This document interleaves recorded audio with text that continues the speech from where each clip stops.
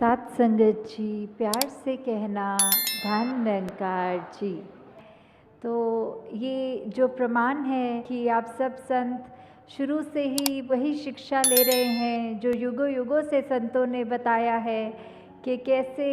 ये संसार में सिर्फ प्यार की ज़रूरत है, कैसे इस संसार में अगर हम एक अच्छे मनुष्य बनेंगे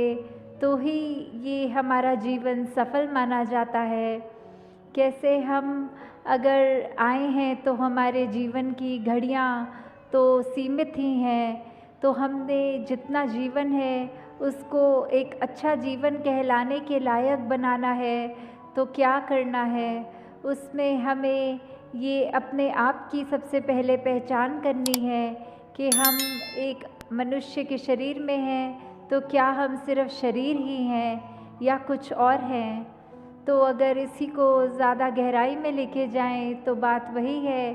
कि ये परमात्मा जो है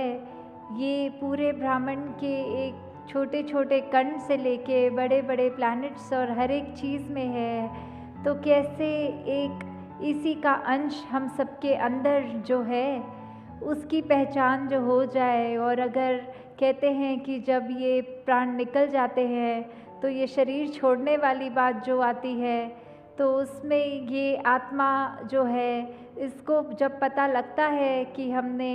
कहाँ जाना है, कहाँ से आए हैं, तो वो पहचान जीते जी ही करनी होती है। ये जो हमें सांस सभी मिली हुई है इसका पूरा फ़ायदा उठाते हुए अपनी पहचान इस परमात्मा की पहचान कर लें। तो कैसे ये जीवन में हमें जहाँ एक मनुष्य बनने की बात है तो ये गुण कौन से हैं जो हमें वाकई मनुष्य बनाएंगे, क्योंकि देखने में तो हम मनुष्य ही हैं। तो फिर ऐसे क्यों कहते हैं कि ये तो पशु के भी से भी ज़्यादा खराब है, ये तो एक हैवान की तरह कार्य कर रहा है, इसका सोच इसकी बोली तो बहुत ही खराब है। तो ऐसा क्यों होता है कि हम मनुष्य हैं फिर भी ऐसा व्यवहार करने लग जाते हैं। तो ऐसा व्यवहार अगर हम करते रहेंगे तो हर कोई जो भी हमें मिलेगा वो हमारे से एक पीछा छुड़ाना चाहेगा। वो कहेगा इस इंसान के साथ तो 10 मिनट भी बिताना मुश्किल है, ये तो बहुत ही ऐसी बातें बोलता है जो मन को ठेस पहुंचती है या कुछ ऐसा कार्य करता है जो अच्छा नहीं होता। तो कैसे हम इस ऐसी अपनी एक नेचर से हट के एक वाकई ही असली मनुष्य वाले कैरेक्टरिस्टिक्स एक वो गुणों को अपनाएं। कैसे प्रेम, प्यार, निम्रता, समदृष्टि, एक दिल में करुणा लेते हुए दिल को इतना विशाल बनाना, एक नफ़रत की जगह सिर्फ एक हर एक के अंदर से खूबियाँ छांटनी कि हर मनुष्य में कोई भी कमी अगर है तो उसको ना देखते हुए सिर्फ उसमें क्या गुण हैं जो हमें भी अपने जीवन में लागू करने हैं, वो गुणों की ओर ध्यान दें। कैसे एक अगर उदाहरण है कि तेज़ाब होता है जो एसिड, अगर वो किसी भी बोतल में है, वो चाहे इतनी सुंदर बोतल भी क्यों ना हो, हमें अगर प्यास लगेगी तो हम वो तेज़ाब की बोतल चाहे कितनी भी आकर्षित लग रही हो उसको खोल के नहीं पिएंगे। हमें तो पानी चाहे ऐसी बोतल में भी मिल जाए जो देखने में बहुत ही ख़राब हो, पर हमें पता है पानी के गुण क्या हैं, ये पीने से हमारी कैसे प्यास बुझेगी। तो हमने अपने आप ही वो पानी की चाहे एक साधारण लुकिंग बोतल ही हो उसी का चुनाव करना होता है। तो ऐसे ही हम चाहे बाहर से अपने तन को भी इतना सजा लें, इतने खूबसूरत लगने लग जाएं, पर अगर मन ही कड़वा है, हमारे सोच विचार में ही बहुत मैल है, दिल में मैल है, तो कोई हमारा उस तरह से हमारे संपर्क में भी नहीं आना चाहेगा। जबकि अगर मन साफ हो तो फिर हम दिखने में चाहे सुंदर हो ना हो तो एक वो फ़र्क नहीं पड़ेगा, क्योंकि हर कोई फिर हमसे वो एक खुशबू ही एक हमारा ग्रहण कर पाएगा। तो ये अगर हमें विचार अपने अंदर हमेशा रखने होते हैं तो उसके लिए क्या करना होता है। उसके लिए तो सिर्फ यही बात है कि पहले ये ब्रह्म ज्ञान को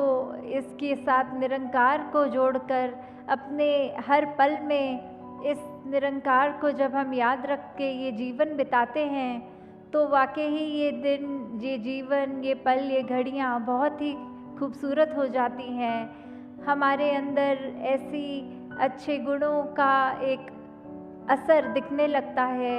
वो मार्ग एक सेवा, सुमिरन और सत्संग के द्वारा, जो आज भी जैसे सत्संग में अनेकों महापुरुषों ने इतने हमें ऐसी बातों के साथ रूबरू कराया कि वो बात अगर एक भी पकड़ के अपने जीवन में डालें तो वो जीवन कितना सुंदर बन सकता है।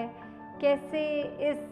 परमात्मा के साथ अगर ये लिव जुड़ जाए, ये एक लगन लग रही है तो भक्ति वाकई ही हमारी इसमें हो रही है जीते जी।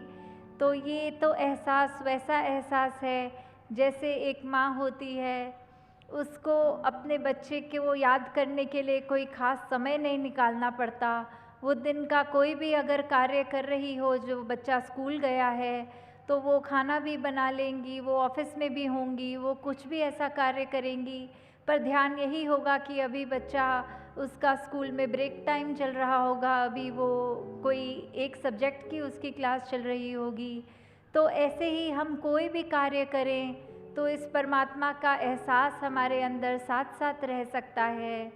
कैसे हम अगर एक जीवन में ये बात अपना लें कि ये सुमिरन तो हम कुछ भी करते हुए कर सकते हैं, ये जब भी समय मिले सत्संग में आएँ और सब वो अच्छे बातों को, अच्छे गुणों को ग्रहण करें। कैसे फिर वो मन स्वयं हमारा सेवा के प्रति भी एक भागेगा कि ये करना है, हर एक के लिए, पूरी मानवता के लिए हम कुछ भी अपना अच्छा कंट्रीब्यूशन दे सकें तो वो हमें किसी को बताना नहीं पड़ेगा। खुद ही हमारा मन वो एक अपने समर्पित भाव से ये सेवा करने के लिए भी हर एक को वो एक रहेगा आगे। तो कैसे जीवन में हमें एक यही बातें रखकर कि हमें अपने जीवन में सिर्फ अपनी चेतनता के साथ, जब इस परमात्मा का हमें बोध हो गया तो ये चेतनता रखते हुए पल पल गुजारना है और उसमें ही हमें ये एक सूझी मिल जाती है, एक ये रास्ता पता लग जाता है कि ऐसा कोई सिचुएशन है तो हमने क्या करना है। अगर मान लीजिए कोई, अगर बच्चे हैं, उनके एग्ज़ाम्स या पढ़ाई हर दिन वो बच्चा अच्छा करता है तो उसको अगर कोई सरप्राइज़ टेस्ट भी ले ले टीचर तो उसको बिल्कुल डर नहीं होता।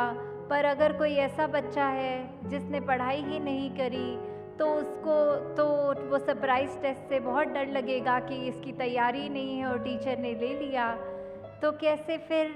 वही बात कि हम अगर अपने पल पल में इस परमात्मा को डालेंगे तो कोई भी स्थिति आएगी जीवन में, हमें वो घबराहट नहीं होगी। वो परमात्मा हमारे आगे कोई भी एक परीक्षा रखे, उसमें हमने वो सही कर्म करना है, सही सोच रखनी है, सही व्यवहार रखना है, तो फिर हमें वो परमात्मा के सरप्राइज़ टेस्ट से भी डर नहीं लगेगा और हमें हर स्थिति में पता लगेगा कि ये संतमति है, ये ही मार्ग है, इसको अपनाएंगे तो सब कार्य अपने आप एक सहज भाव में अच्छे अच्छे होते जाएंगे। तो दासी आपका और समय नहीं लेगी, तो दासी इन्हीं शब्दों से आपसे आज्ञा लेगी कि दातार हर एक पे कृपा करे कि ये भक्ति भरा जीवन हर एक के हिस्से में आए। ये निरंकार प्रभु परमात्मा हर एक के जीवन में पल पल उस तरह हर एक कोई उसको याद रखे, जैसे ये सांसें हम ऐसे ले रहे हैं वैसे ही ये परमात्मा का सुमिरन अंदर चलता रहे। साथ संगत जी, प्यार से कहना, धन निरंकार जी।